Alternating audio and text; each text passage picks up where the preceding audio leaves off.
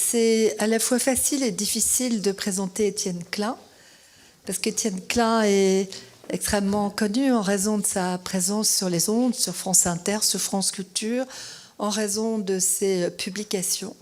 Il est à la fois physicien et philosophe, ce qui est assez extraordinaire. Des sciences, mais philosophe... Pardon ? Ou bien ni l'un ni l'autre. Oui, mais nous n'aimons pas les gens qui rentrent dans des catégories. Donc déjà, les deux, c'était beaucoup. Puis vous pourrez compléter cette définition extrêmement... présentation extrêmement rapide que je fais de vous. Vous êtes directeur de recherche et vous êtes au commissariat de l'énergie atomique, le CEA. Et donc, vous avez été professeur à l'école des mines, vous y êtes toujours. Centrale, oui. C'était pas loin. Hein, quand j'étais...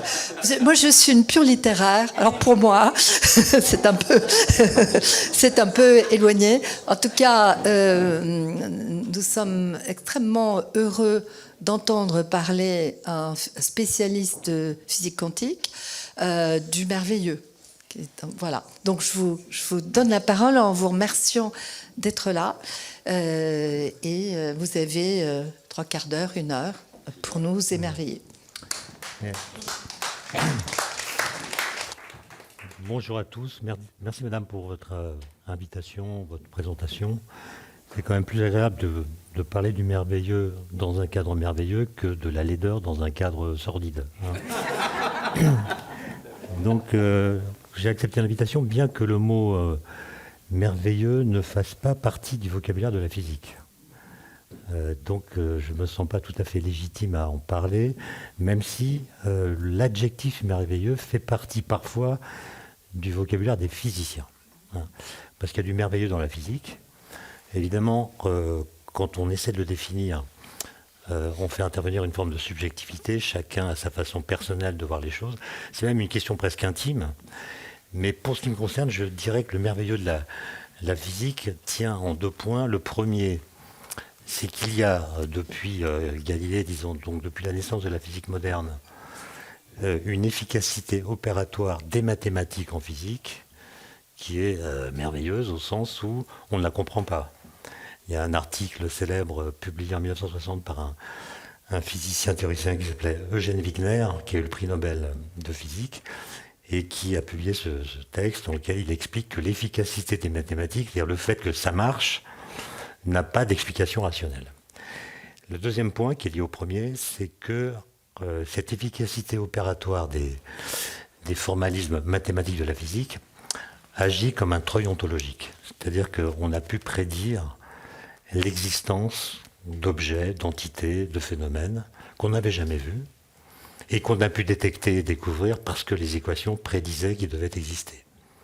Alors la liste est très longue, je ne vais pas la dire complètement, mais pour ce qui est des découvertes récentes, le boson de Higgs, découvert en 2012, avait été prédit en 1964. On a mis 48 ans à le trouver, mais on l'a trouvé. Les ondes gravitationnelles, détectées en 2016 pour la première fois, prédites par Einstein dès 1916, donc un siècle plus tôt.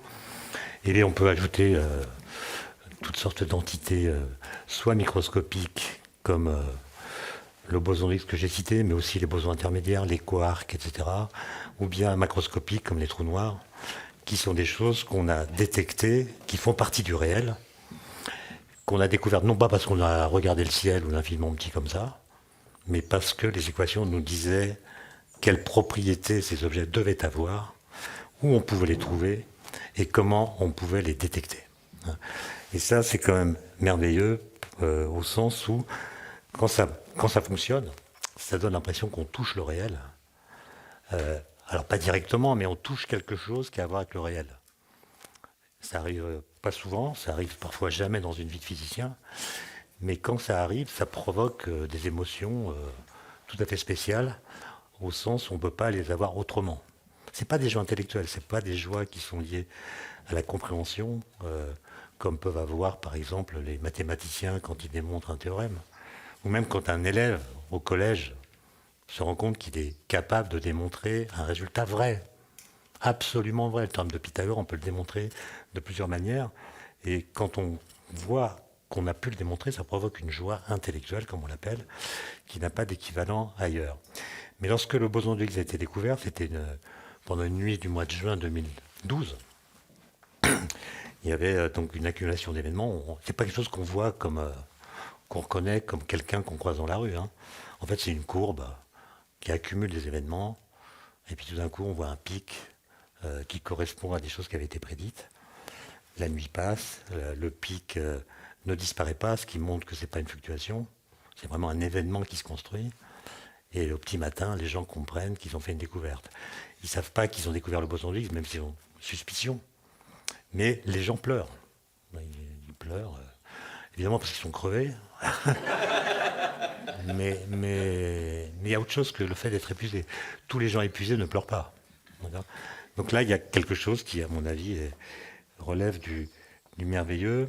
Et d'une façon vraiment générale, ce qu'il y a de merveilleux dans la physique, c'est qu'on peut raconter toute l'histoire de la physique, depuis Aristote jusqu'à aujourd'hui, en montrant comment certains esprits humains, que moi j'appelle des génies, ont été capables, peu à peu, de nous émanciper du contexte particulier dans lequel nous sommes. Au sens où nous sommes sur Terre, nous sommes dans un champ de gravité, qui est le champ de gravité terrestre, il est ce qu'il est. Nous ne sommes pas dans le vide, nous respirons dans l'atmosphère, nous sommes dans un lieu très spécial au sein de l'univers. On est à la bonne distance du Soleil, il y a des saisons, il y a une lune qui stabilise l'orbite de la Terre, etc. Et la question c'est, qu'est-ce qui se passerait si on était dans le vide, si on était ailleurs, dans un autre champ de gravitation? Et le miracle, c'est qu'on a pu le savoir sans y aller.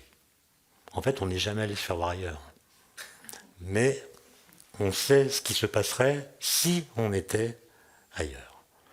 Et on peut raconter donc cette histoire de 2500 ans, d'Aristote à aujourd'hui, comme étant une suite de découvertes qui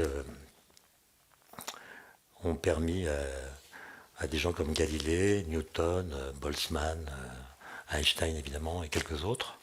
Je rappelle qu'aujourd'hui on fête les 118 ans de la formule E égale MC2. E égale MC2 a été publié 118 ans exactement. Personne n'en parle, tout le monde s'en fout, mais c'est quand même un événement qui a coupé l'histoire en deux. Bon, je ferme la parenthèse. Et donc, comment est-ce que ces gens ont fait? C'est ça que je vais essayer de vous raconter, en concluant, en expliquant que si Aristote était monté dans un vol qu'on appelle un vol 0G, un vol parabolique, on aurait gagné 2500 ans. Voilà. Un vol parabolique, vous savez, c'est ces vols qu'on peut faire en Airbus. J'en ai fait un il n'y a pas longtemps, je pourrais vous raconter. Mais en gros, on est en impesanteur pendant quelques dizaines de secondes. À chaque fois, on répète cette expérience 40 fois successivement. Et quand on est dans cette situation, en fait, on sort du contexte dans lequel nous sommes sur Terre. Et les lois physiques qu'on a mis tant de temps à élaborer sont visibles à l'œil nu. Et donc la question, c'est comment des gens ont fait pour trouver des lois physiques qui contredisent l'observation. Moi, je suis très agacé quand on explique que la science part de l'observation, etc.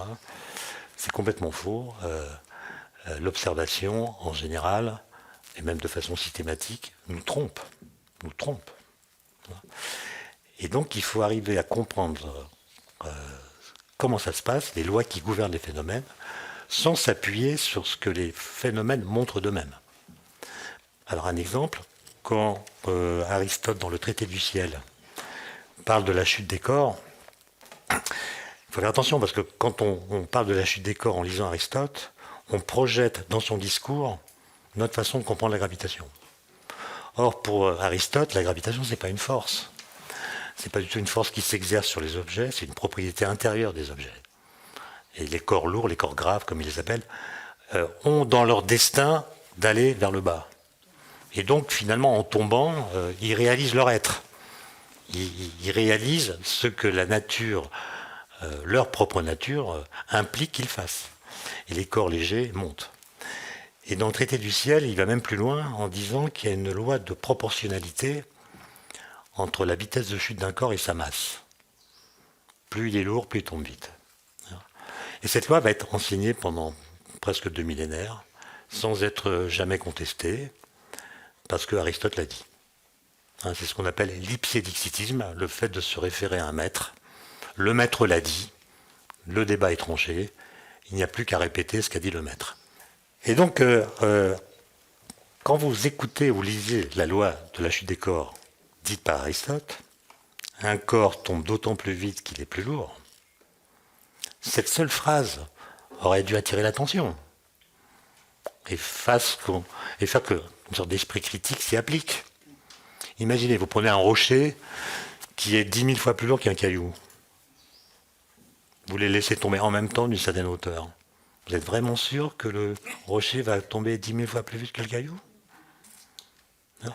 Donc cette loi, elle est manifestement fausse, mais, disait-on, elle correspond à l'observation. Et il est vrai que l'observation montre que lorsqu'on laisse tomber d'une certaine hauteur 2 corps de masse différente, le plus lourd tombe plus vite. Okay.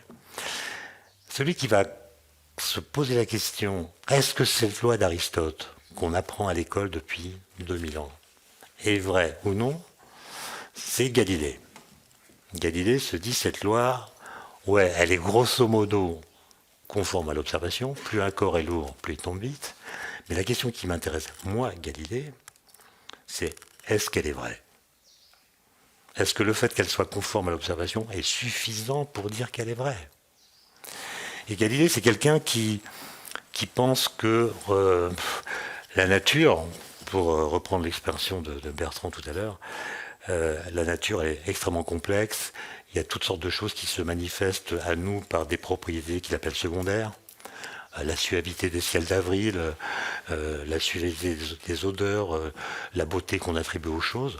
Pour lui, ce sont des propriétés qui ne sont pas intrinsèques aux objets, mais qui viennent de la relation que nous avons avec les objets. Et donc ces propriétés secondaires sont tellement compliquées, tellement complexes, qu'on ne pourra jamais les décrire. En revanche, en tout cas, on ne pourra pas les décrire d'une façon qui est universelle et objective. Il n'y a même pas d'universalité de la beauté. Je pense que Galilée ne savait pas, mais Descola, qu'on a cité tout à l'heure, raconte comment il a fait entendre du Mozart à des Indiens d'Amazonie. Ça leur a rien fait du tout, quoi. Il n'y a pas d'universel du beau. Bon. Ensuite, Galilée pense que pour ce qui est de la description, non pas des propriétés secondaires des choses, mais de l'essence même des choses, alors il y a un langage particulier qui peut nous aider à comprendre les lois, c'est les mathématiques. Et donc il fait le pari, sans vraiment lui-même réaliser la chose, que avec la géométrie, lui ne pense qu'à la géométrie, en fait c'est plutôt des équations différentielles qui vont être la clé, mais lui parle de géométrie. Il dit que le langage de la nature est écrit grâce à des cercles, des carrés, des figures. Et c'est ce langage-là que nous devons utiliser pour comprendre la nature, car sans ce langage, dit-il, il serait humainement impossible de comprendre un seul mot de la nature. On pourra discuter tout à l'heure du sens du mot humainement, que Galilée ne tranche pas, puisqu'il y a 2 façons de comprendre la chose. Soit vous dites que les mathématiques sont le langage de la nature, et ceux qui veulent comprendre la nature doivent apprendre ce langage pour comprendre la nature. Soit vous dites que les mathématiques sont un langage plus précis que le langage ordinaire, mais c'est un langage humain que nous pouvons en quelque sorte mettre sur pied, et c'est dans ce langage humain que nous allons forcer la nature à répondre à nos questions. On verra laquelle des 2 façons de penser le sens de ce mot est la plus pertinente compte tenu de ce qui se passe aujourd'hui. Mais le point important, c'est qu'il invente l'idée que les mathématiques sont la clé de compréhension de la nature, qui est une idée folle. Quand vous regardez la nature, promener dans ce merveilleux domaine, vous regardez le ciel, tout change tout le temps. L'idée que les mathématiques puissent vous aider à comprendre ce que vous voyez est une idée folle. Alors Galilée s'intéresse à la chute des corps, évidemment, comme je l'ai dit. Il a l'intuition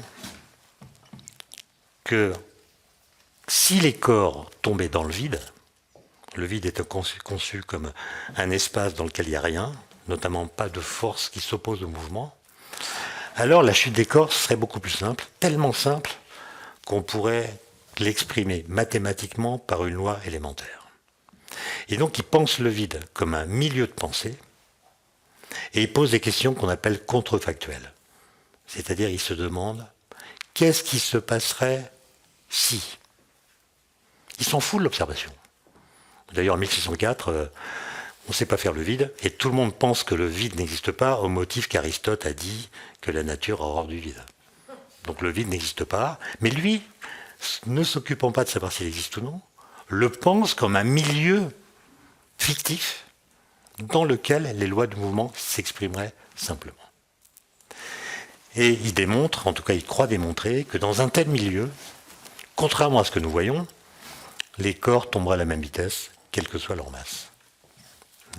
Et non seulement qu'ils tomberaient à la même vitesse, mais la loi disant comment varie au cours de la chute la vitesse qu'ils ont, serait la loi la plus simple qu'on puisse imaginer.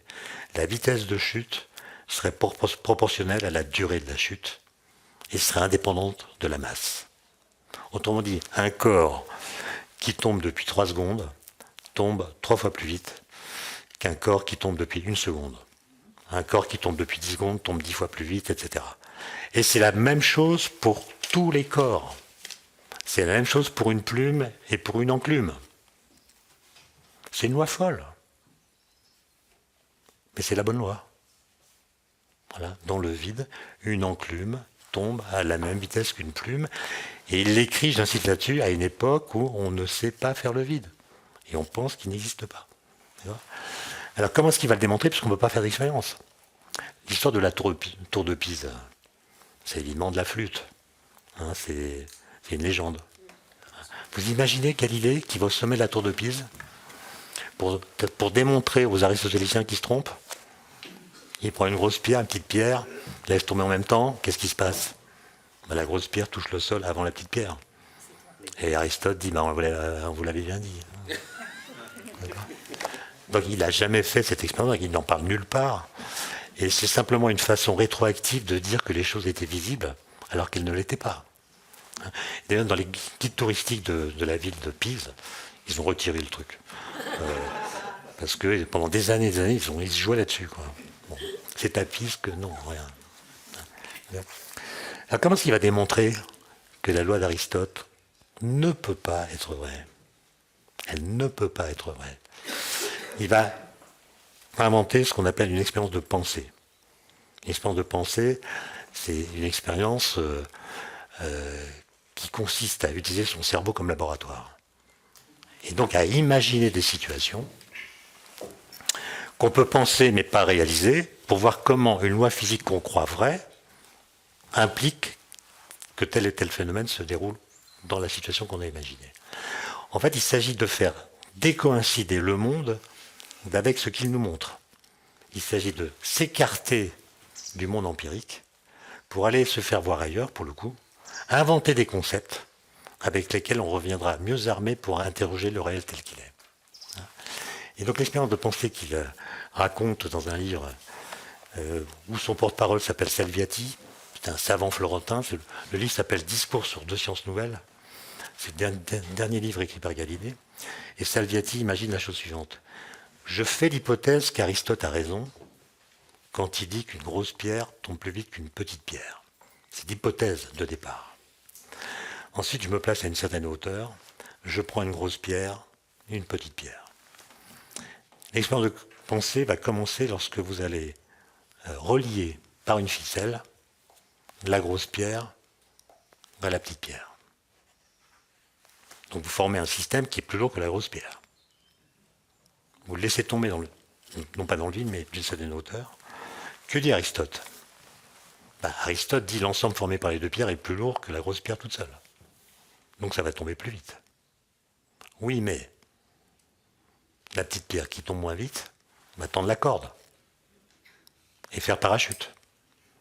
Et donc elle va freiner la chute de la grosse pierre. Donc l'ensemble formé par les 2 va tomber moins vite que la grosse pierre toute seule. Donc Aristote dit ça tombe plus vite et ça tombe moins vite. Contradiction. Il a fallu 2000 ans pour comprendre que la loi d'Aristote, qui est conforme grosso modo à l'observation, ne pouvait pas être vraie, parce qu'elle souffre d'une contradiction logique. Comment résoudre la contradiction? En disant que la grosse pierre tombe à la même vitesse que la petite pierre. Galilée parle d'universalité de la chute libre. Cette loi qui dit que toutes les pierres tombent à la même vitesse, quelle que soit leur taille, c'est la première loi de la physique moderne. Et elle contredit toute observation possible au moment où elle a été énoncée. D'accord? C'est ça la morale de l'histoire. C'est-à-dire que faire de la physique, c'est faire le pari qu'on peut expliquer le réel par l'impossible. Et on peut expliquer ce qu'on voit par des lois qui contredisent ce qu'on voit. À la condition, bien sûr, de changer l'interprétation des phénomènes. Et de dire, en l'occurrence, que quand on voit des pierres tomber, elles subissent la gravitation, qui les fait toutes tomber de la même façon. Mais si elles ne tombent pas dans le vide, elles vont subir d'autres forces qui sont liées à la présence de l'air, la résistance de l'air, la poussée d'Archimède, qui sont responsables des différences de vitesse que nous voyons. Et ces différences de vitesse n'ont rien à voir avec la gravitation. D'accord ? Ça, c'est quand même le truc qui va changer complètement la donne et qui va installer l'idée que pour comprendre le réel, rien ne sert dans un premier temps, même si dans certains cas c'est utile, de l'observer. Il faut simplement l'interroger après avoir fabriqué des armes théoriques qui permettent de le saisir. Bon, vous savez tous ce que Newton va faire de tout ça. Il va formuler une théorie de la gravitation universelle et dont on ne voit pas toujours ce qu'elle implique ni d'où elle part. Par exemple, mes étudiants de l'école centrale et pas de l'école des mines, non mais je le dis simplement par souci de vérité, et non pas du tout pour distiller l'idée qu'il y a une hiérarchie entre les grandes écoles. Qu'est-ce que c'est? Mais qu'est-ce que c'est que cette histoire? Non. Mais par exemple, eux, ils connaissent parfaitement les équations de Newton, de la gravitation. Ils sont capables de calculer en 3 secondes l'excentricité d'une ellipse, de la trajectoire d'une planète qui tourne autour du Soleil. Ils ont vraiment un maniement des équations qui est incroyable, d'autant plus que maintenant, ils ont accès à ChatGPT. Mais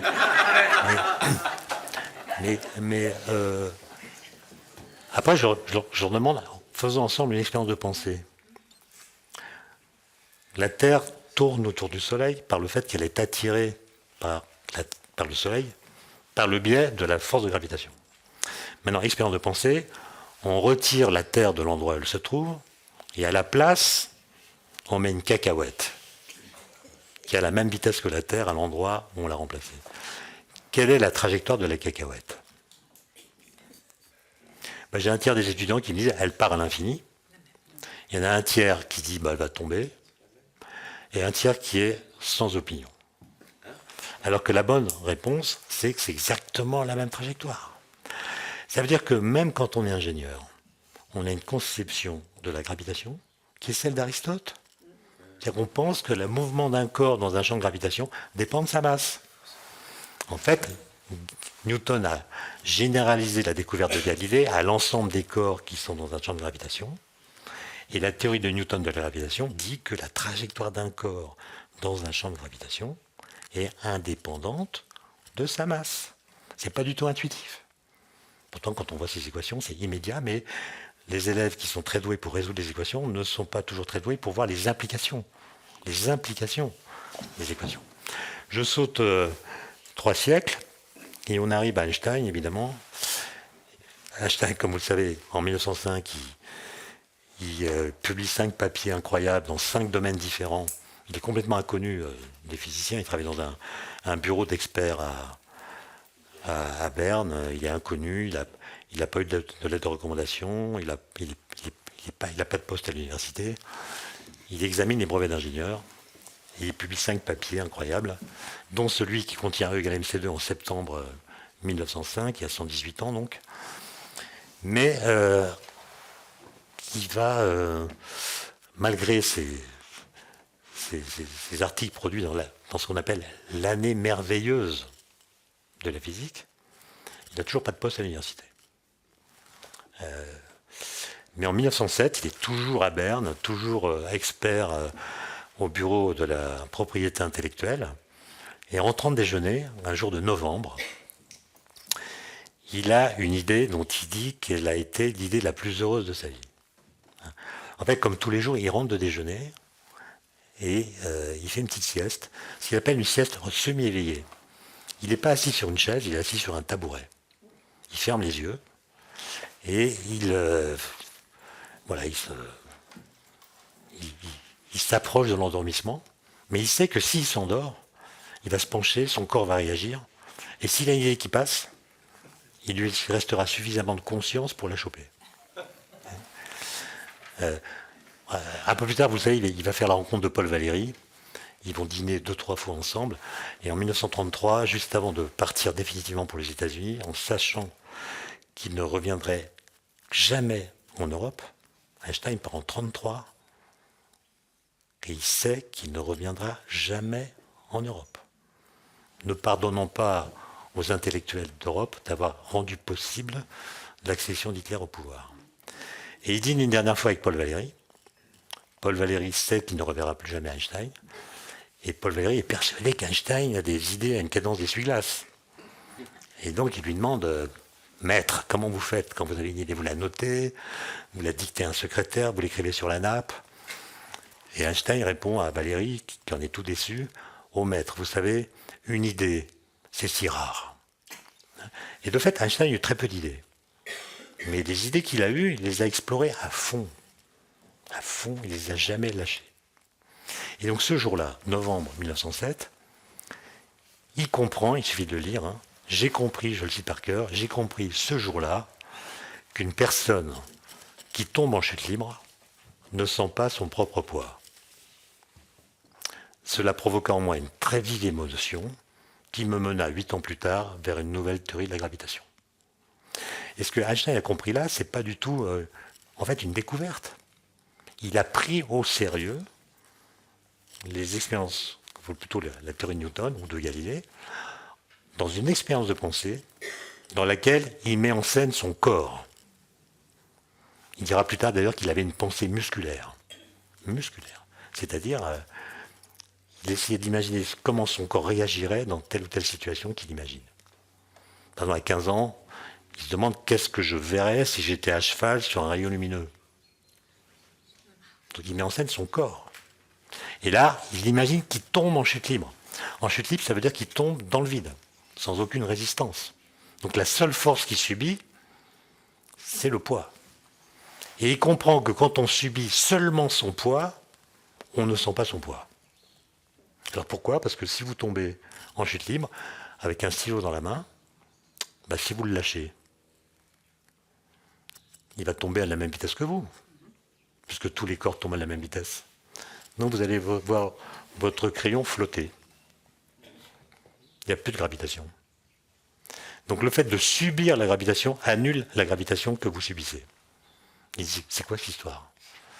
Si je tombe, c'est du fait de la gravitation, c'est le poids qui est la cause de ma chute. Mais le fait de subir ce poids me fait avoir une chute qui accélère mon mouvement, qui annule pour moi l'impression que la gravitation existe. Donc il comprend une chose fondamentale. La première, c'est que la chute des corps met la gravitation hors du spectacle. Quand vous tombez, vous ne pouvez pas vous rendre compte que vous tombez si tous les objets qui sont autour de vous tombent avec vous. D'ailleurs, c'est drôle, mais la chute des corps a pour anagramme hors du spectacle. C'est les mêmes lettres. La chute des corps met la gravitation hors du spectacle.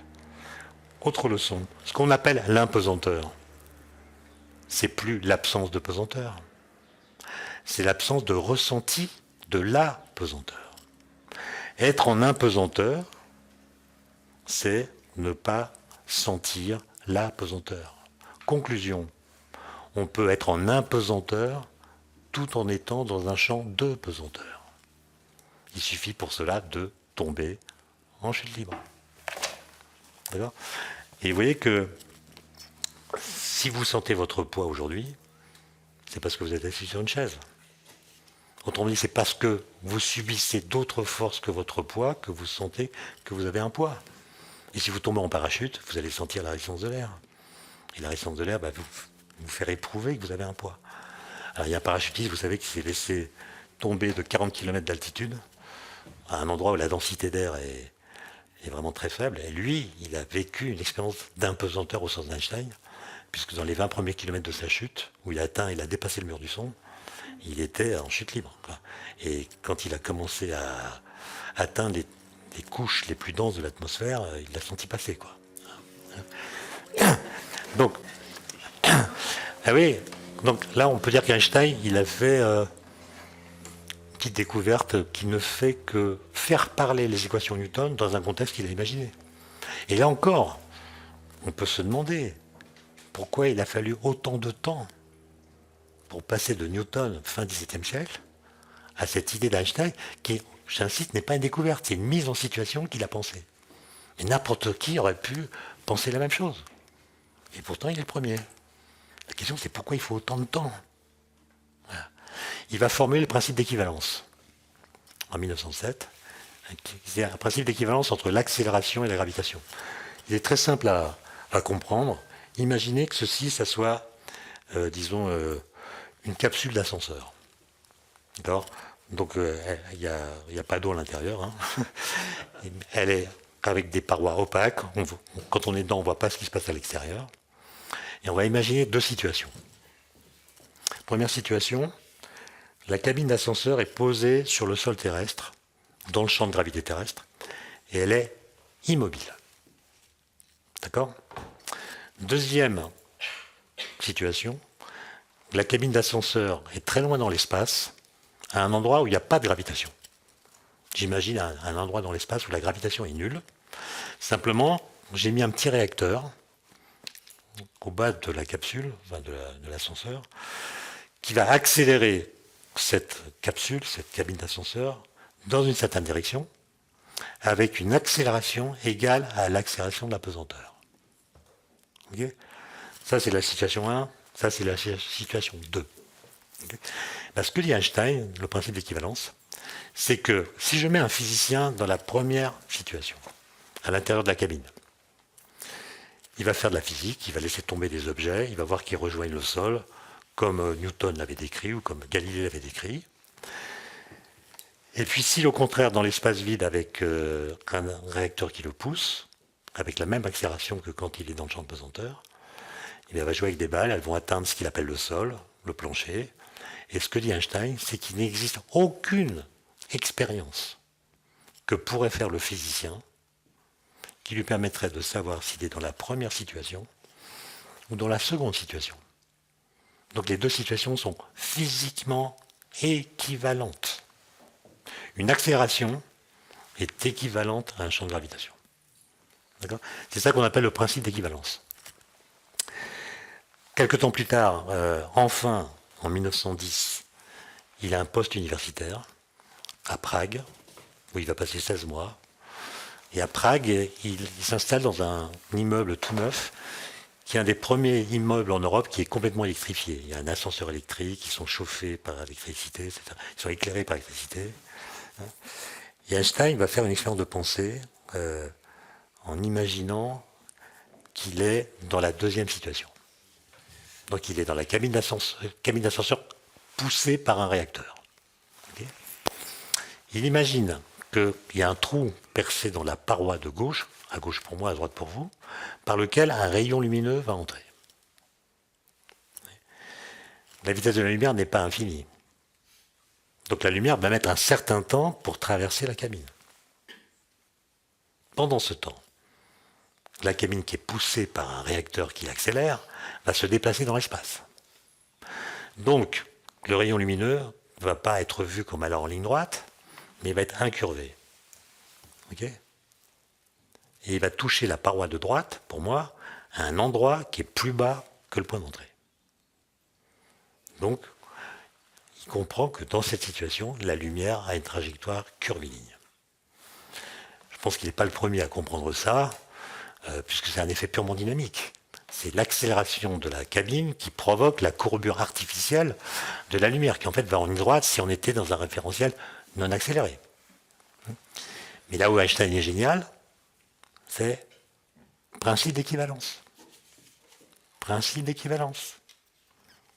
Ce que je viens de voir dans la cabine accélérée, c'est la même chose que je verrai dans la cabine immobile posée sur le sol terrestre. Alors qu'est-ce qui courbe la lumière dans ce cas-là? Il n'y a plus d'accélération. Qu'est-ce qui provoque la courbure de rayon lumineux que je vais voir dans cette situation? C'est la gravitation. Or, la lumière n'a pas de masse. Expliquez-moi comment elle peut courber la trajectoire d'un objet qui n'a pas de masse. Okay. Okay. Voilà. Donc Einstein comprend à Prague qu'il va devoir rentrer à Zurich. Pourquoi? Parce qu'à Zurich, il y a un monsieur qui était avec lui à l'école polytechnique de Zurich, qui s'appelle Marcel Grossmann, qui, à la différence d'Einstein, ne séchait pas les cours de maths. Et il suivait les cours de géométrie non abélienne que donnait un professeur, parce qu'Einstein comprend qu'il va falloir complètement changer la façon de comprendre la gravitation. On ne pourra pas les décrire dans un espace-temps statique, rigide, comme celui de la mécanique et de la physique d'alors. Il va falloir complètement changer la chose. Et il va donc rentrer pour, en collaboration avec Grossmann, proposer une nouvelle théorie de la gravitation qui va formaliser, grâce à des mathématiques très compliquées, bien que l'idée de base, celle que j'ai racontée, est extrêmement simple. Vous l'avez toutes comprises. Tous comprises. Enfin, tous et toutes comprises. Alors, ce que comprend aussi Einstein dans le même truc, c'est que du coup, la lumière doit être déviée par la matière. Alors, comment est-ce qu'on peut prouver ça? En 1914, même avant, en 1913, il a l'idée que la nuit, quand vous regardez le ciel, lorsque il est clair, vous voyez des étoiles fixes, des étoiles très lointaines. Vous pouvez repérer leur position. Okay. Évidemment, c'est des étoiles que vous ne pouvez pas voir dans la journée parce que le soleil vous aveugle. Donc on ne voit pas les étoiles dans la journée. Excusez-moi pour cette banalité. Mais il y a quand même des situations où on peut voir les étoiles fixes dans la journée. C'est quand il y a une éclipse totale du soleil. Parce que la Lune, qui a le bon diamètre apparent, vient masquer le soleil. Donc le soleil ne nous aveugle plus. Et du coup, les étoiles qui sont dans la direction du soleil, on peut les voir lors d'une éclipse. Okay. Et si la lumière qui vient de ces étoiles fixes est courbée par le soleil, qui déforme l'espace-temps, c'est-à-dire que la trajectoire des rayons, ça va être ça. Nous qui sommes en bas, on va dire que les étoiles qui ont émis cette lumière, comme on ne voit pas la courbure, on va les déplacer, on va croire qu'elles sont ici plutôt que là. Et donc l'idée d'Einstein, c'est que pendant une éclipse, la position des étoiles fixes sera différente de celle qu'elles ont la nuit. Et donc il publie ça, et il y a un astronome qui s'appelle Freundlich, qui est à Potsdam, près de Berlin, qui décide en août 14 d'aller en Crimée, parce qu'on sait qu'en Crimée, il y a une éclipse totale du soleil qui sera visible. Donc ils montent une expédition, du matériel, rassemblent des gens, et ils partent en Crimée en août 14, ce qui n'est pas une bonne idée. Voilà. Quand on est allemand, bref, ils sont arrêtés, mis en prison, la mesure n'est pas faite, plus tard ils seront échangés contre des prisonniers russes.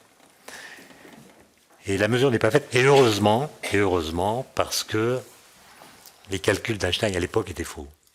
Et une erreur d'un facteur 2 sur l'angle. Et après la guerre de 14, il y a un astronome anglais qui s'appelle Eddington, qui est pacifiste, il est contre la guerre.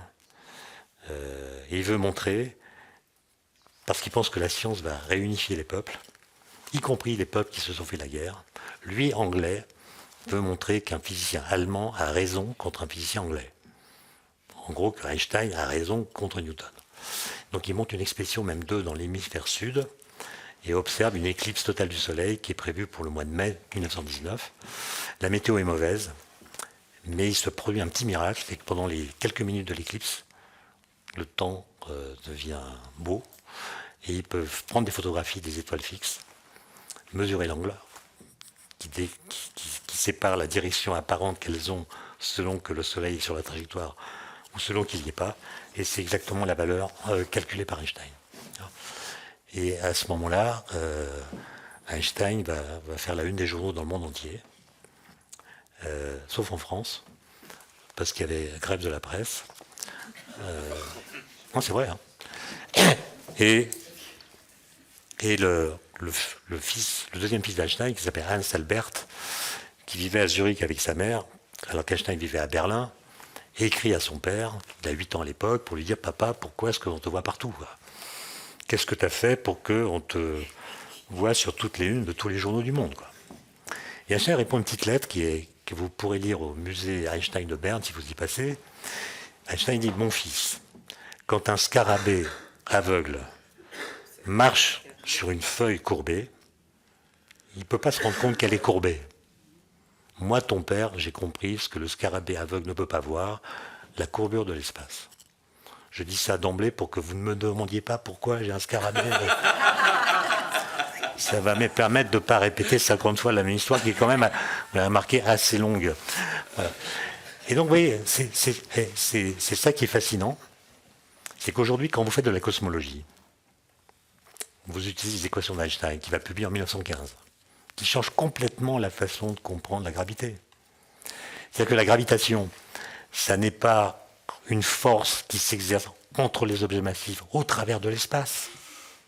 En fait, un corps qui subit la gravitation ne subit aucune force. La gravitation, c'est une déformation de la géométrie de l'espace-temps. Et vous voyez, il a trouvé ça sans avoir de données. Il n'a pas de données. Je vous ai dit, la théorie d'Einstein, c'est celle qu'on utilise quand on fait la cosmologie. La cosmologie, c'est la science qui décrit l'univers en tant que tel, pas un bout, l'univers. En 2023, on utilise les équations d'Einstein. Mais qu'est-ce qu'on savait sur l'univers en 1915 ? Mais par rapport à aujourd'hui, la réponse, c'est rien. On ne savait rien. On ne savait pas qu'il existe d'autres galaxies que la nôtre. Il y avait la Voie lactée, point barre. On voyait ce qu'on appelait des nébuleuses, et on pensait que les nébuleuses étaient dans la Voie lactée, et on a compris dans les années 30 qu'en fait, elles fuyaient la Voie lactée à des vitesses très grandes, et on les a appelées des galaxies. On ne savait pas que l'univers était en expansion. On ne savait pas d'où vient que les étoiles brillent. On n'avait pas identifié les forces nucléaires, qu'on a découvert dans les années 30. On ne savait rien. Et le gars, sans faire d'expérience, sans s'appuyer sur des données, trouve les bonnes équations. Comme Galilée. Galilée, il n'a pas de données. Je rappelle qu'à l'époque de Galilée, on ne sait même pas définir la notion de vitesse instantanée. On n'a pas le calcul différentiel. Et quand il s'agit de mesurer la durée de chute d'un corps qu'on laisse tomber ailleurs que dans le vide, ou même dans le vide si on pouvait, je ne raconte pas la précision. D'accord ? Et ce qui est incroyable, c'est que ces travaux ont permis de prédire l'existence de phénomènes qu'on n'avait jamais vus, les ondes gravitationnelles, les trous noirs. Et aucune des découvertes qu'on a faites ne remet en cause les équations d'Einstein. Et donc, le truc qui est merveilleux, pour reprendre le mot, c'est qu'on a pu comprendre comment ça marche sans avoir de données. Ce qui provoque aujourd'hui, dans les grandes écoles, à Centrale, mais je ne doute pas que la question se pose également à l'école des mines, c'est qu'est-ce qu'on doit enseigner aux étudiants ? Donc c'est une querelle des anciens et des modernes. Il y a les vieux comme moi, qui militaient parce qu'on a perdu la bataille, qui militaient pour dire qu'il faut apprendre aux étudiants les théories physiques. Parce que les théories physiques en disent plus sur le réel que les données numériques. Notre argument, c'est, si on avait des algorithmes d'intelligence artificielle qu'on a aujourd'hui, on a toutes les données d'aujourd'hui recueillies par des télescopes, par des satellites, par des accélérateurs de particules. On a toutes les données recueillies depuis un siècle à disposition des algorithmes. On leur donne cette matière. Est-ce que vous pensez sérieusement que ces algorithmes seraient capables de retrouver les équations d'Einstein par l'analyse des données ? La réponse est non. On a essayé d'ailleurs. Même la loi de la chute des corps, les algorithmes ne sont pas capables de la retrouver. Si vous donnez les vitesses, les positions, les trajectoires, les accélérations de toutes sortes de corps que vous laissez tomber dans l'atmosphère, évidemment, l'algorithme va être capable de prédire le mouvement d'un corps que vous laissez tomber d'une certaine hauteur, dans telles conditions de vent, avec la pluie, pas la pluie, etc. Il va le faire de façon très précise. Mais l'algorithme sera incapable de dire si je laissais tomber ces corps dans le vide, ils tomberaient tous à la même vitesse. Autrement dit, l'IA, comme on l'appelle, est incapable de faire des expériences contrefactuelles, qui interrogent les données par un écart de pensée. On fait décoïncider le monde des données qu'il nous livre. Et donc on a plaidé en disant qu'il faut que les étudiants connaissent les équations de la physique pour être compétents.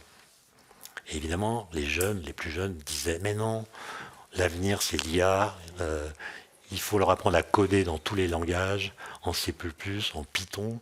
Maintenant, ils parlent Python à table. Ils apprennent à coder, ils codent, ils s'épuisent à coder. » Bon. Et du coup, on a supprimé beaucoup d'horaires de physique parce qu'on n'a pas le temps de tout apprendre. D'accord ? Donc nous, on a perdu la bataille. Sauf que l'heure de la revanche a sonné. Parce que ChatGPT code mieux qu'eux. Non seulement ChatGPT code mieux qu'eux, mais ChatGPT peut traduire un programme écrit dans un certain langage en un autre langage. Et donc les ingénieurs font moins bien que les machines. Et donc j'attends que l'école centrale me rappelle pour augmenter mes heures de physique. Voilà. Alors maintenant, pour finir sur quelque chose de merveilleux, j'ai parlé des vols 0G. Alors, en fait, c'est une expérience correspondant à ce que Einstein avait imaginé. Sauf qu'il ne s'agit pas de tomber dans le vide, parce que c'est la mort assurée, mais de réaliser un vol en avion qui mime la trajectoire qu'aurait un corps qu'on lance avec une certaine vitesse dans le vide. Vous savez, quand vous lancez un corps dans le vide, il a une trajectoire qui est parabolique. D'accord ? Mais l'idée, c'est de prendre un Airbus, de le doper un peu, on le fait décoller et prendre de l'altitude avec un angle de 45 degrés. Voilà. Une fois qu'on est à 10 000 mètres d'altitude, on coupe les gaz, et pendant 22 secondes, l'avion va avoir une trajectoire parabolique. Okay ? Et puis on remet les gaz, et puis on refait ça une trentaine ou quarantaine de fois. Donc à chaque fois, pendant 22 secondes, vous êtes en impesanteur. En fait, vous êtes en chute libre. La seule force qui s'applique à vous, c'est votre poids. Donc vous êtes en impesanteur. Vous subissez la pesanteur. On ressent quoi ? Attendez. Alors, c'est 6 000 euros le vol, sauf si vous avez un projet de recherche. Moi, j'avais un projet de recherche, donc c'était gratuit, donc j'ai pu le faire. Et donc, vous êtes en impesanteur. Déjà, c'est étonnant parce que vous êtes en chute libre, mais pendant la première moitié de cette phase, vous prenez de l'altitude. Donc, on peut s'élever en chute libre. On peut s'élever en chute libre. Vous voyez, la physique, c'est beau quand c'est paradoxal. Et comme c'est toujours paradoxal, ben c'est tout le temps beau. D'accord ? La physique contredit toutes vos intuitions, tous vos préjugés. Et donc quand vous êtes en impesanteur, ce qui est incroyable, c'est que vous voyez tous les principes de la physique se dérouler sous vos yeux. Alors qu'il a fallu des détours, les écarts de pensée que j'ai cités tout à l'heure pour les comprendre. Vous imaginez quand Galilée dit le principe d'inertie, un corps qui n'est soumis à aucune force à un mouvement rectiligne uniforme. Mais vous y croyez à ça, vous ? Un corps qui ne subit aucune force va en ligne droite à vitesse constante. Moi, j'ai appris ça en classe de seconde, comme tout le monde. Et à l'époque, j'étais très timide, et donc j'ai pas osé poser de questions. Mais à la fin du cours, je suis allé voir ma prof de physique, et je lui ai dit, Madame, je ne comprends pas, je viens au lycée à vélo, Et j'ai bien remarqué que quand je cesse de pédaler, mon vélo s'arrête. Et là, vous me dites que si je cesse de pédaler, plus aucune force ne s'exerce sur le vélo, et je continue en ligne droite à vitesse constante. Quelle est cette fable? Elle m'a répondu, Klein, vous manquez de sens physique. Donc j'ai failli faire du droit. En fait, c'est Galilée qui a énoncé ça. Et vous voyez que c'est complètement contre-intuitif. Ça veut dire que en fait, votre vélo s'arrête quand vous cessez de pédaler, parce qu'il y a d'autres forces liées au frottement qui s'appliquent à vous. Mais la vie quotidienne, c'est ce que Aristote disait. Pour qu'un corps soit mu, il faut qu'il soit mu par quelque chose, par une force. S'il n'y a plus de force, il n'y a plus de mouvement. Et Galilée, non, plus de force, mouvement rectiligne uniforme. D'accord? Il invente le mouvement inertiel. Et vous voyez, quand vous interrogez ces principes, par exemple, vous êtes à la fin du XIXe siècle, les gens savent ce qu'est la gravitation décrite par Newton, ce qui n'est pas le cas de Galilée. Donc les gens se disent, mais il y a de la gravitation partout, il y a des objets, des étoiles partout. Elles créent un champ gravitationnel, donc où qu'on soit dans l'espace, il y a de la gravitation. Et donc, ils se disent, finalement, où qu'on soit, un corps subit toujours au moins une force, qui est son poids.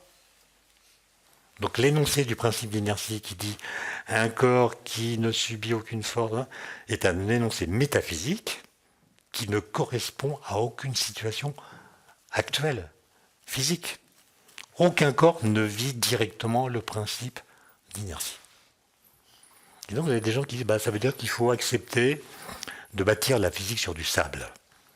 C'est-à-dire sur des principes dont on évalue l'efficacité par les conséquences qu'ils ont, mais qui ne sont pas directement observables. Puis un jeune gars, inconnu au bataillon, qui dit non, il y a une autre solution. C'est de démontrer que la gravitation n'est pas une force. Et alors, si la gravitation n'est pas une force, on pourra dire d'un corps qui subit la gravitation qu'il ne subit pas de force, et donc qu'il a un mouvement inertiel. Comment s'appelle ce jeune homme? Albert Einstein. D'accord? Et ce qu'il va démontrer, c'est qu'en effet, la gravitation, c'est une déformation de la géométrie de l'espace-temps, et les corps qui se déplacent dans cet espace-temps sous l'effet de la gravitation ne subissent aucune force. Ils suivent les lignes droites, conformément au principe d'inertie, de l'espace-temps. Or, dans un espace-temps qui est courbé, les lignes droites tournent. Et donc, si nous voyons la Terre qui tourne autour du Soleil, selon une trajectoire curviligne, une ellipse, c'est pas parce qu'elle est attirée par la Terre qui fait qu'elle est constamment obligée de se courber, c'est parce qu'en fait, le Soleil déforme l'espace-temps dans son voisinage, et la Terre va en ligne droite dans un espace courbe. Autrement dit, pour la Terre, un virage, c'est une ligne droite qui tourne. Qui était la publicité pour les BMW il y a quelque temps. Okay. Donc, vous voyez, c'est ça qui est merveilleux. Et Einstein découvre ça, je répète, sans aucune donnée. D'accord? Sans aucune donnée. Et ça, c'est évidemment contre-intuitif. On a tous l'impression que la gravitation, c'est une force. Mais quand vous faites un vol 0G, vous voyez le principe d'équivalence. L'équivalence entre l'accélération et la gravitation, puisque l'accélération de l'avion annule la gravitation. Vous décollez de votre siège, vous pouvez faire des saltos en gymnastique, chose qui est assez difficile à faire sur Terre. Vous voyez le principe d'égalité entre l'action et la réaction. Si vous poussez quelqu'un, vous partez dans l'autre sens. Il ne peut pas y avoir de violence dans un vol 0G. Tout est doux, il n'y a pas de violence. D'accord? Vous ne pouvez pas donner un coup de poing à quelqu'un. Voilà. Vous voyez le principe de relativité, le mouvement est comme rien, etc., etc. Et quand vous jouez aux fléchettes, eh bien, il faut quelques paraboles pour comprendre qu'il suffit de viser dans la direction, en ligne droite, puisqu'il n'y a plus la gravité qui, sur Terre, nous oblige à donner à la fléchette un mouvement parabolique. Ce qui est le plus surprenant, en fait, parce qu'on s'habitue à l'impesanteur, c'est les phases d'hypergravité. Dans les montées, là, vous pesez 2 fois votre poids, Et là, vous comprenez que voilà, votre corps souffre. Moi, je m'étais dit, je vais faire des pompes. Au bout de 2-3 pompes, vous êtes quand même calmé. Mais ce qui est intéressant, et là je réponds à madame, c'est qu'en fait, la question que moi je me posais, c'est qu'en fait, il y en avait deux. C'est que Einstein, quand il a parlé de cette expérience de pensée, il dit qu'il a eu une pensée musculaire. Il lui a fallu du temps pour traduire en phrases et ensuite en équations ce que son corps avait imaginé qu'il ressentirait en chute libre. Et donc moi j'avais proposé comme projet scientifique, justement de traduire en mots ce que Einstein disait qu'il avait eu du mal à traduire en mots. Et la question est, si on avait toujours vécu en apesanteur, est-ce que notre langage serait différent? Autrement dit, est-ce qu'il n'y a pas une partie de notre langage qui est incurvée par la gravitation, par le fait que, pour nous, par exemple, il y a une direction particulière qui est la direction verticale, parce que c'est la direction par laquelle s'exerce la gravitation. Et le fait que nous subissions la gravitation en permanence a sans doute déterminé une partie de nos façons de parler. Bon, les alpinistes, par exemple, quand ils sont sur une paroi, ils parlent du vide comme étant ce qu'il y a en dessous d'eux. Mais ça, c'est faux. Le vide, il est au-dessus. D'accord? Donc ils appellent vide ce dans quoi ils peuvent tomber, qui n'est pas du tout vide. C'est plein d'air, plein de trucs. Moi, j'ai fait un petit calcul. Quand vous êtes à 5000 mètres d'altitude, si vous tombez jusqu'au niveau de la mer, vous croisez beaucoup plus de matière que si vous allez directement sur la Lune. Hein, voilà, donc le vide est au-dessus de nous. Mais le fait qu'on nomme vide ce qui est en dessus de nous, quand on fait de la montagne, c'est la preuve que notre façon de parler est déterminée par le fait que nous vivons dans un champ de gravitation. Et donc, en imaginant qu'on ait toujours vécu en apesanteur, est-ce que notre langage n'aurait pas été tellement différent qu'on ne pourrait pas communiquer avec des gens qui ont toujours vécu dans un champ de gravité? Et l'autre truc qui m'intéressait, c'est quand on est en apesanteur, comment ça change la perception qu'on a de son propre corps. C'est-à-dire, quelle est la contribution de la gravitation dans la perception que nous avons de notre corps. Par exemple, là, je vois ma main, je dis c'est ma main. En fait, il y a des tensions dans mon bras qui viennent des muscles qui réagissent à la gravité en exerçant une force qui permet à mon bras d'être à l'horizontale. Mais quand ce travail-là ne réclame plus d'effort, est-ce que j'ai la même conscience que cette main m'appartient? Donc la réponse est oui. Mais on voit la différence qu'il y a entre la masse et le poids. Chose qu'on a tendance à confondre dans la vie ordinaire. D'ailleurs, on mesure les masses en kilos, ou plutôt les poids en kilos, c'est une aberration. On devrait mesurer le poids en newtons. Donc quand vous êtes en apesanteur, vous avez toujours une masse, mais il n'y en a plus de poids. Et le fait d'avoir une masse sans avoir de poids, ça change évidemment beaucoup de choses. Et donc, voilà, le merveilleux, c'est ça. Le merveilleux, c'est sans donner, d'avoir pu énoncer des lois physiques, des principes, qui ont résisté à toutes les données. Et même quand on voit une contradiction entre la prédiction d'une théorie et puis des observations, jusqu'à preuve du contraire, c'est la théorie qui a raison. Et la théorie nous oblige à dire, il doit exister un truc dans l'univers qu'on n'a jamais vu, qui s'il existe rétablit l'accord. Et à chaque fois que ça se passe, ça marche. Je ne dis pas que c'est des théories vraies. Hein. Vous savez qu'il y a des contradictions entre la relativité générale et la mécanique quantique. Elles ne peuvent pas être toutes les deux vraies en même temps. Donc on a encore du travail. Mais pour finir, qu'est-ce qu'on apprend à l'école? On apprend que quand il y a une contradiction entre la prédiction d'une théorie et une observation ou bien une mesure, c'est que la théorie est fausse. On a tous appris ça. Les faits sont premiers, c'est ça qui compte. Ouais. Ça, c'est vraiment du bullshit. Je vous donne 2 exemples. On est en 1848. On regarde avec des télescopes la trajectoire de la planète Uranus. On fait des calculs à partir de Newton. Et on voit que la trajectoire Uranus est exactement, quasiment en tout cas, identique à celle qu'on peut calculer. La trajectoire observée coïncide pratiquement avec celle qui est calculée, grâce aux lois de Newton. de la gravitation. Mais en fait, on se rend compte qu'il y a un petit écart quand même. Il y a un petit écart. Et alors il y a des gens qui disent, c'est la preuve, il n'y a qu'une personne qui le pense. C'est un astronome anglais un peu suicidaire qui dit, c'est la preuve que les équations de Newton sont pas complètement justes. Mais en France, Arago, Le Verrier, grands astronomes disent, il doit exister une planète qu'on n'a jamais vue, qui agit gravitationnellement sur Uranus, de telle sorte d'expliquer le désaccord, qui est faible. Donc ils calculent la trajectoire de cette planète, ils présentent leurs résultats à l'Académie des sciences à Paris, qui n'est pas convaincu. Donc vexés, ils envoient leurs calculs à un astronome allemand qui s'appelle Gall, qui le soir même, du jour où il reçoit la lettre, pointe son télescope à l'endroit indiqué par les calculs, voit un point lumineux, attend que la nuit passe pour vérifier que ce point bouge, donc c'est donc une planète et non pas une étoile fixe, et le lendemain annonce la découverte d'une nouvelle planète qui va s'appeler Neptune. Donc il a apporté à ce problème une solution ontologique. Il y avait un écart, on a imaginé que cet écart s'annule s'il existe un objet qu'on n'a jamais vu, qui explique pourquoi il y a l'écart. Et du coup, il n'y a plus d'écart. Donc c'est la solution ontologique du problème venant de ce qu'une théorie prédit des choses qui ne sont pas conformes à l'observation. Un peu plus tard, les mêmes gens regardent Mercure, qui est la planète la plus proche du Soleil,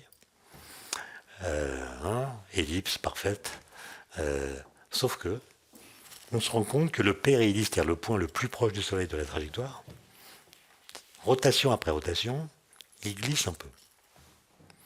C'est un petit angle, l'écart. C'est 43 secondes d'arc par siècle. 43 secondes d'arc. C'est l'épaisseur d'un cheveu vu depuis une distance d'1 mètre. Alors vous avez des astronomes qui disent 43 secondes d'arc, c'est zéro. On s'en fiche. Et d'autres qui disent non, chers collègues. 43 secondes d'arc, ça vaut très exactement 43 secondes d'arc. C'est pas zéro. Et là, ils repartent pour un tour. Il doit exister une planète qu'on n'a jamais vue, qui, par l'effet gravitationnel qu'elle a sur Mercure, explique le 43 secondes. C'est les mêmes qui font le calcul. Le Verrier, Arago. Et ils sont tellement sûrs d'eux qu'ils baptisent la planète avant qu'on la découvre. Ils la baptisent Vulcain. On cherche Vulcain, pas de Vulcain. Et là, il y a des centaines de théories qui sont fabriquées pour expliquer pourquoi cette planète est telle qu'on ne la voit pas. Il y a du gaz, etc. Elle est pas solide. C'est assez fascinant de regarder ça. Puis arrive un gars qui dit, ce problème est la preuve que les équations de Newton sont fausses. Cherchez pas, c'est toujours le même. Albert Einstein. Il publie les équations de la relativité générale en 1915, au mois de décembre. En janvier 1916, il calcule le périhélie de Mercure. Avec sa théorie, qu'il n'y a que 2 constantes fondamentales, G, la constante de la gravitation, C, la vitesse de la lumière. Il trouve 43 secondes d'arc par siècle. Ça veut dire que pour le même problème, dans le premier cas, la solution était ontologique. Dans le deuxième cas, elle était législative. Il fallait changer la loi. Si vous avez entendu parler aujourd'hui de matière noire, d'énergie noire, c'est exactement le même problème. Est-ce qu'il y a de la matière noire? Ou bien est-ce que les équations de gravitation à grande échelle doivent être modifiées? On est exactement dans le même truc.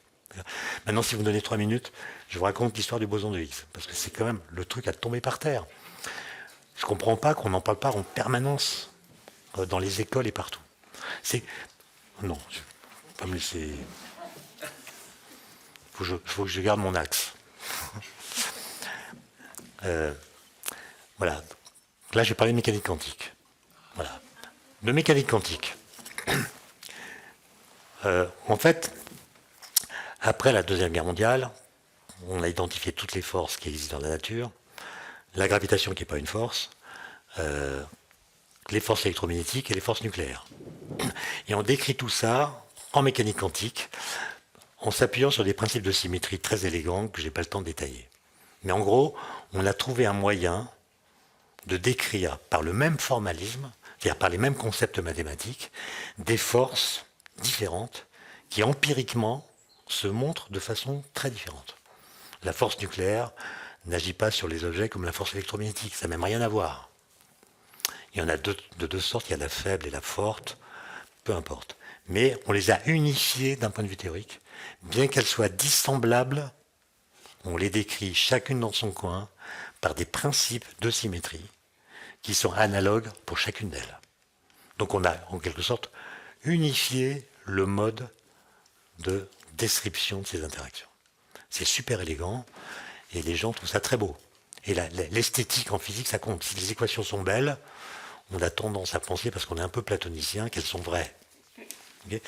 Et quand on met en route les premiers gros accélérateurs au CERN, on a des données qui sont expliquées grâce à ces modèles théoriques. Il n'y a rien qui vient contredire les modèles dans les données. Donc les gens prennent confiance. Et puis en mai 64, il y a des gens qui font une expérience de pensée. Ils se disent, qu'est-ce qui se passerait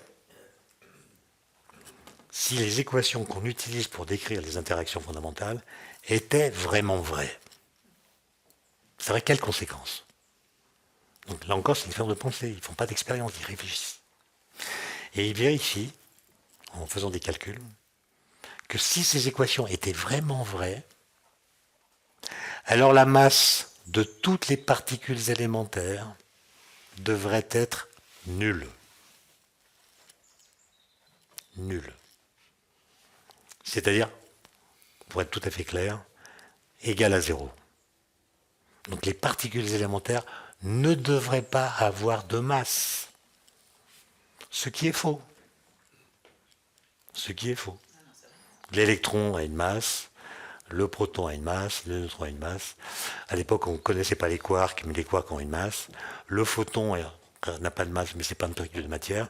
Là, je vous parle des particules de matière. Elles ont une masse non nulle.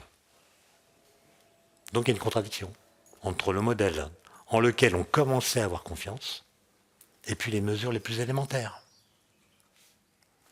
Que disent les gens? La même chose que d'habitude. Ce qui compte, c'est les faits. Les faits, c'est que des particules de matière ont une masse non nulle. Donc le modèle standard, comme on l'appelait, le modèle standard est faux. Le modèle standard est faux.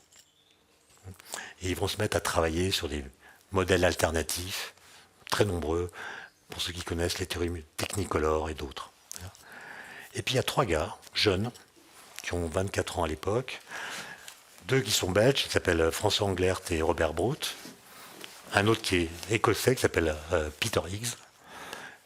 Alors les 2 premiers travaillent ensemble, Peter Higgs travaille tout seul, et en juillet, Peter Higgs va publier un papier très court, d'1 page et demie, et les 2 autres vont publier à peu près les mêmes idées en août 64.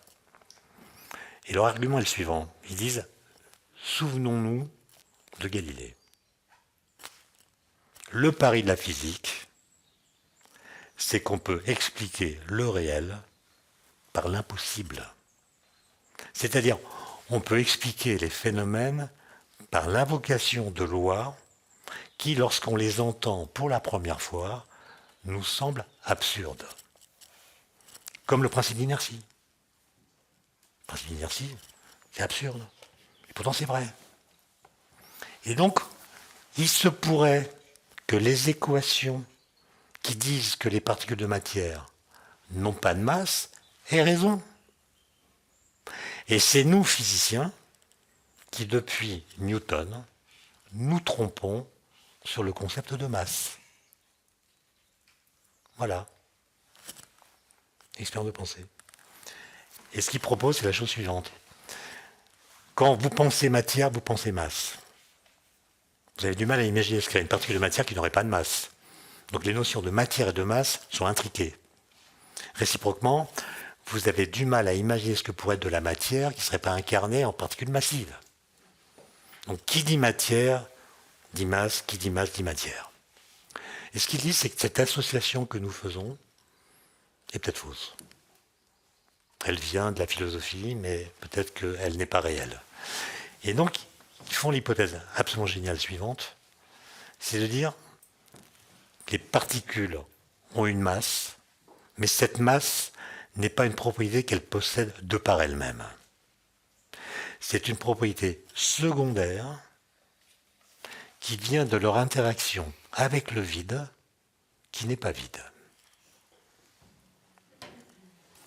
Donc ils font l'hypothèse que dans l'espace, il y a un champ, ce qu'on appelle un champ quantique, qui est partout présent, avec lequel les particules interagissent plus ou moins fortement. C'est un peu comme les skieurs qui ont des skis plus ou moins bien fartés. Le champ de Higgs, comme on l'appelle, c'est l'équivalent d'un champ de neige. C'est un champ de neige qui est partout présent. Vous êtes avec vos skis, si vos skis sont parfaitement fartés, vous allez glisser sans frottement. Une particule qui glisse sans frottement sur le champ de Higgs, nous qui la regardons, nous dirons tiens, elle va à la vitesse de la lumière, elle a une masse nulle. Si au contraire, les skis sont mal fartés, il y a un frottement, vous allez moins vite que la lumière, et vous serez donc ralenti. Et nous qui regardons la particule passer moins vite que la lumière, nous dirons tiens, elle a une masse non nulle. Et donc, ce que proposent ces physiciens, c'est l'idée que la masse n'est pas une propriété qu'ont les particules, mais une mesure de l'interaction qu'elles ont ou pas avec le vide quantique. En gros, la masse d'une particule est une mesure de la mauvaise qualité du fartage de leur ski. Voilà. Les particules qui ont des skis bien fartés n'ont pas de masse, celles qui ont des skis fartés qui frottent sur le vide ont une masse. D'accord ? Et ils mettent ça sous forme d'équation. Et en mécanique quantique, vous avez un champ, vous avez des quantas qui sont associés à ce champ. Ces quantas, on les a appelés les bosons de Higgs, pour des raisons que je ne vais pas détailler. Et on a cherché cette particule pendant des années et des années. C'est juste pour vous donner une idée de la détermination. Les gens voulaient savoir si cette particule existe pendant 48 ans. Là, on a construit un tunnel de 27 km à Genève, on a construit un accélérateur qui s'appelle le LEP. Pendant 10 ans, on a fait des collisions électrons-positrons à haute énergie, le plus qu'on pouvait, on n'a rien vu. Et les gens se sont dit, mais les électrons c'est léger, on va prendre autre chose, on va prendre des protons. Les protons ont plus de masse, donc si on fait des collisions de protons, on va recréer les conditions physiques de l'univers primordial quand il était plus chaud, et on augmente nos chances de voir le Higgs. On a construit le LHC, avec des aimants supraconducteurs, ça a pris 10 ans. Et en juillet 2012, comme je vous l'ai dit, petit signal, on a vu le boson de Higgs. D'accord ? Et là, ce qui est intéressant, et je terminerai là-dessus, c'est ça qui est merveilleux, c'est que je vous ai dit, quand il y a un conflit entre une théorie et des expériences, il y a soit une solution ontologique, soit une notion législative. Mais le miracle, là, c'est que le boson de Higgs, c'est une solution à la fois ontologique et législative. Parce qu'on a prédit l'existence d'un nouvel objet qui existe. Et je vous demande de retenir le fait qu'il a les propriétés qui avaient été calculées. C'est quand même incroyable, ça. Exactement les propriétés qui avaient été calculées. Et en même temps, le fait que cette particule existe a obligé à changer les lois physiques. Notamment à écrire explicitement comment le couplage avec ce champ donne aux particules élémentaires la masse non nulle qu'elles ont. D'accord ? Donc c'est à la fois ontologique et législative. Je dis ça parce qu'aujourd'hui, il y a un courant que j'appellerais relativiste, où les gens disent ouais, la science c'est une construction sociale, ça marche parce que les gens ont de la chance, etc. C'est une théorie qui est tout à fait défendable philosophiquement. Même si les gens qui sont sceptiques, en général, ne sont sceptiques que localement. Moi, je connais des gens qui sont climato-sceptiques, qui ne croient pas aux sciences du climat. Mais pour le boson de Higgs, ils ne sont pas gênés. C'est bizarre, ce scepticisme sectoriel. Mon hypothèse, c'est que ceux qui contestent le climat sont gênés par les conclusions des climatologues. Alors que personne n'est gêné par les conclusions de l'existence du boson de Higgs. Voilà. Ça ne menace pas nos intérêts. Voilà.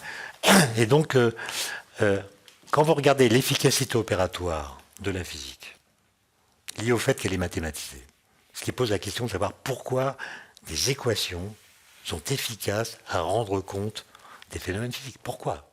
Vous voyez le nombre de miracles qu'il y a eu. Si vous pensez que c'est des coups de chance à chaque fois, ça veut dire que le relativisme est une théorie du miracle. Il faut assumer ça. Si vous êtes relativiste au sens où vous pensez que la science est une construction sociale, que les gens se mettent d'accord pour dire le boson de Higgs existe parce qu'ils se sont mis d'accord entre eux et non pas parce que le réel a parlé, ben vous devez imaginer que si les lasers marchent, si ce micro marche, si ce téléphone marche, c'est un miracle. Et donc moi ce que je conteste, c'est non pas le relativisme en tant que tel, c'est le relativisme lorsqu'il ne s'assume pas comme une théorie du miracle. Voilà. Moi je pourrais en parler encore longtemps. Ça c'est la chute des corps que je viens d'éviter. Voilà, je m'arrête là.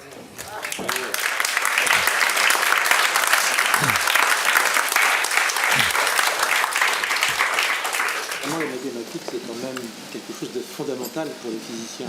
Alors, il y a deux choses qui m'ont toujours intrigué.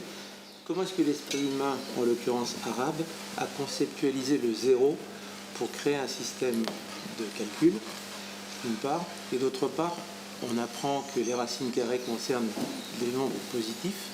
Comment on a conceptualisé le fait que la racine carrée de moins 1, c'était un petit i qui allait permettre d'ouvrir tout un système de calcul. Normalement, la règle, quand il y a une conférence, c'est de poser des questions sur ce qu'a dit le conférencier. Vous avez bafoué la règle 2 fois. Donc la punition, je ne sais pas ce qu'elle vaut ici, mais vous avez eu un dessert à midi ? Il n'y aura pas ce soir, à mon avis. Ça se fait pas. La naissance du zéro, c'est 3 heures. D'accord ? Les nombres imaginaires purs que vous évoquez, c'est 3 heures aussi. Donc soit on passe la nuit ensemble, et je pense que c'est clair, mais je ne vais pas y répondre maintenant pour les gens qui veulent poser des questions sur ce que j'ai dit. Vous êtes d'accord avec ça ? Ce principe. Un principe. Oui, je me posais la question. C'est pas du tout scientifique pour le coup, mais c'est dans le sujet. Einstein, qui a l'air de quelqu'un qui faisait des expériences de pensée génialissimes, est-ce que c'est vrai, puisque vous avez l'air de bien le connaître, qu'il était un cancre? Mais c'est quoi ces légendes ? C'est peut-être. Mais c'est incroyable ça. Alors moi, mais- j'ai entendu dire, désolé, j'ai entendu dire entre guillemets.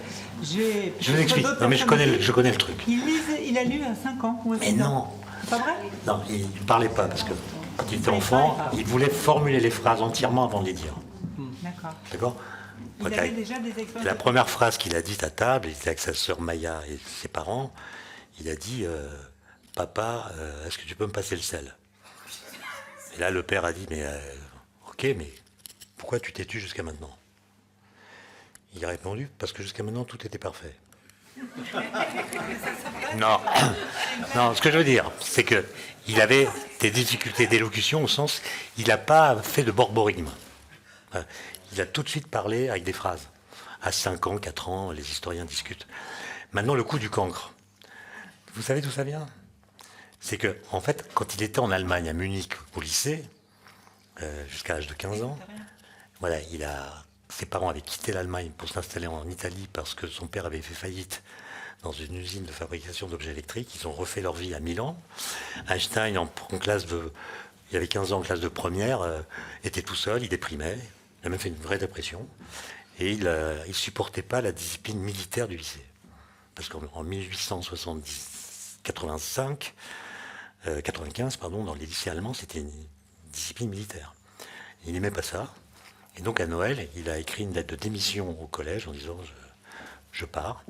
Il a simplement demandé une lettre à son prof de physique et à son prof de maths, stipulant qu'il était bon en maths et en physique. Et il a rejoint ses parents à Milan, sans les prévenir, et en disant qu'il ne remettrait plus jamais les pieds dans un lycée. Et là, il a passé une année en Italie, complètement déscolarisé, à étudier tout seul les équations de Maxwell, etc. Et un de ses oncles, alors qu'il est en train déjà de faire des expériences de pensée, par exemple, il se demande qu'est-ce qui se passerait si la lumière était capable d'émettre de la lumière. Si votre enfant vous pose la question un soir, vous lui dites « va jouer ». Mais voilà, il dit « la lumière émet de la lumière, les vitesses s'ajoutent ». Donc, quelle sera la vitesse de la lumière émise par la lumière ? 2 fois la vitesse de la lumière. Mais si la lumière émise par la lumière émet de la lumière, ça fait 3 fois la vitesse. Donc, il comprend que si la lumière est capable d'émettre de la lumière, il doit y avoir un escalier cinématique qui fait qu'il y a de la lumière de vitesse infinie. Voilà le genre de Gugus. Okay. Et son grand-oncle lui dit, sais-tu qu'il y a une école à Zurich, une école d'ingénieurs, où on peut entrer par concours sans le bac. Il se présente, c'est l'école polytechnique de Zurich. Il se présente, il est recalé, parce qu'il a refusé d'apprendre par cœur, donc en histoire, en langues étrangères, c'est une catastrophe. Mais les examinateurs voient qu'en maths et en physique, c'est pas Arthur. Excusez-moi, monsieur. Mais non, mais je suis sûr qu'Arthur, c'est pas Arthur. Et donc, ces examinateurs disent à Einstein, allez dans un lycée spécial à Aarau, où il y a des méthodes pédagogiques novatrices, fondées par un pédagogue qui s'appelle Pestalozzi. Et là, vous allez apprendre ce qui vous manque et vous reviendrez passer le concours l'année prochaine. Et c'est ce qu'il a fait. Alors pourquoi est-ce qu'on dit qu'il était nul en maths? C'est parce qu'en Allemagne, on note de 1 à 6. 1, c'est la bonne note. 6, c'est la mauvaise note. En Suisse, c'est l'inverse. Donc, dans le lycée d'Aarau, Einstein, en maths et en physique, il avait 6. Mais quand il est revenu en Allemagne, les gens voient le bulletin scolaire. Voilà. Vous voyez à quoi ça tient? Non, mais Einstein, c'est pas un génie en maths. Par contre, il a un niveau... C'est pas un génie en maths. Non. Mais il a un niveau incroyable. C'est incroyable, son niveau. Les articles de 1905 sur le mouvement brownien, mathématiquement, c'est extraordinaire. Donc, vous voyez, cancre, je veux dire... non, mais dire cancre, c'est... En fait, il n'aimait pas apprendre par cœur, il n'aimait pas qu'on lui dicte la solution. Et c'est pour ça qu'il n'a pas eu de lettre de recommandation. C'est parce qu'il proposait d'autres démonstrations que celles du prof, d'autres solutions que celles qui étaient imposées. Donc il avait du caractère. Ouais. Mais il était très bon. Sinon, j'ai encore une question après que je sais de parler. Non, parce que j'insiste là-dessus, madame, parce qu'il y a des gens qui sont des cancres et qui pensent qu'ils vont pouvoir devenir Einstein. Mais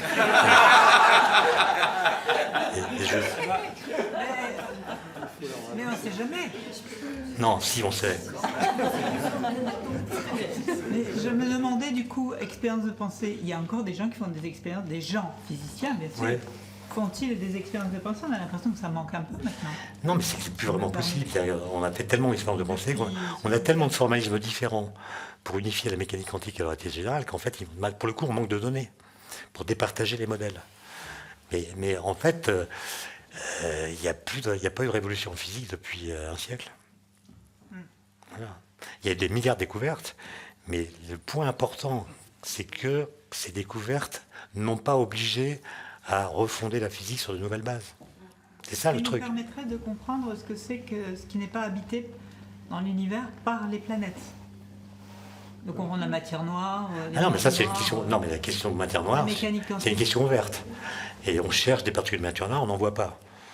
Mais l'absence de preuve n'est pas la preuve de l'absence. C'est pas parce qu'on n'en voit pas qu'il n'y en a pas.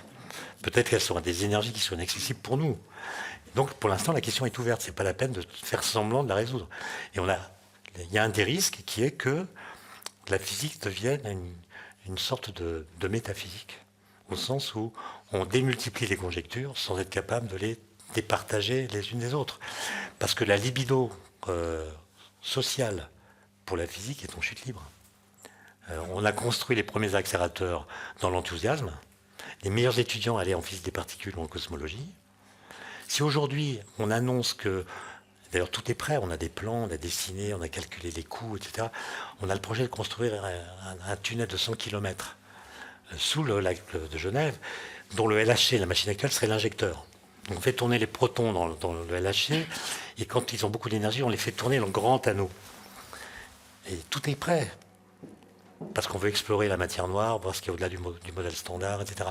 Mais si on commence les travaux, on pense qu'on va être empêché par les zadistes, C'est-à-dire que le fait que cette physique ne percole pas dans la culture contemporaine fait que l'intérêt qu'on a à aller plus loin est nul. C'est pour ça que je suis très pessimiste. Si le boson de Higgs avait suscité l'enthousiasme du public, j'aurais été confiant. Mais en réalité, c'est que tout le monde s'en fiche. Et qu'aujourd'hui, la question de la nature nous intéresse moins que la question de l'environnement. pour des raisons légitimes.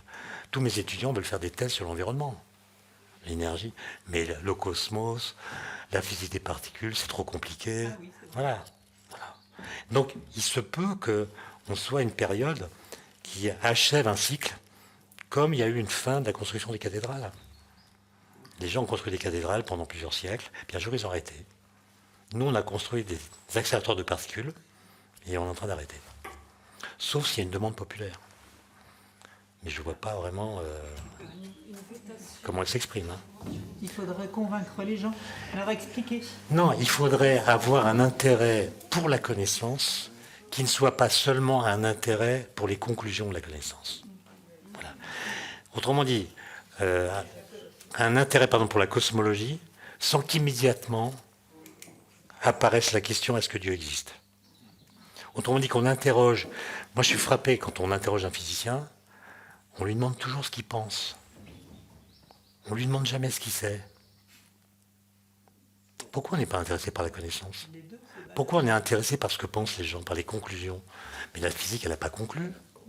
Donc si vous demandez à un physicien, qu'est-ce que la physique conclut sur l'origine de l'univers, sur l'existence de Dieu, sur d'où viennent les lois physiques, le physicien dit j'en sais rien. Il n'a pas conclu. Et c'est là-dessus qu'on l'interroge.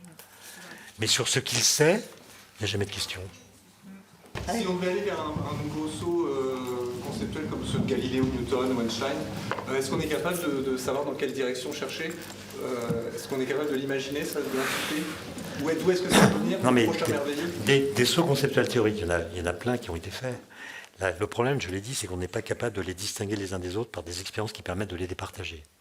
Ce qu'on sait, par exemple, c'est que si vous voulez unifier la physique quantique et leur entité générale, et pour aller en amont du mur de Planck, pour ceux qui connaissent, vous ne pouvez pas le faire dans un espace-temps à 4 dimensions lisses et continues. Voilà, ça c'est un théorème. Vous ne pouvez pas mettre de la gravitation dans un espace-temps de la physique quantique, et quand vous quantifiez l'espace-temps de la gravitation, il ne sort pas indemne. Donc en fait, il y a deux pistes. Soit vous augmentez le nombre de dimensions d'espace-temps, c'est plus 4, mais il y en aurait 10, 11. C'est la théorie des supercordes, qui imagine qu'il y a des dimensions d'espace qui sont tellement petites qu'elles sont inaccessibles, sont repliées sur elles-mêmes, un peu comme votre chemise, qui est un objet à 3 dimensions, mais quand vous la repassez, vous considérez qu'elle n'a que 2 dimensions, parce que vous ne repassez pas la tranche. Okay. L'espace-temps sera un peu comme ça. Il y aura des dimensions grandes qu'on peut voir, puis des dimensions très petites qui existent, mais sont inaccessibles. Ou bien, vous devez considérer que l'espace-temps est discret. Discret au sens de non continu, pas au sens de... Voilà, il est non continu, c'est-à-dire qu'il faut le quantifier selon les règles de la physique quantique. Donc ça vous donne ça, la théorie de la gravité quantique à boucle, qui est complètement différente, qui est une théorie quantique de la gravitation. Le problème, c'est que pour aller départager ces deux modèles théoriques, il faut des énergies dans les collisions qu'on peut faire sur des machines beaucoup plus élevées que celles qu'on a aujourd'hui. Aujourd'hui, on accélère des protons qui ont l'énergie cinétique d'un moustique en vol. Chaque proton a l'énergie d'un moustique. Pour aller distinguer ces deux théories, montrer laquelle a raison, si une a raison, il faut des protons qui ont l'énergie d'un TGV en circulation. Je ne suis pas sûr que le contribuable va nous suivre. D'accord. Voilà.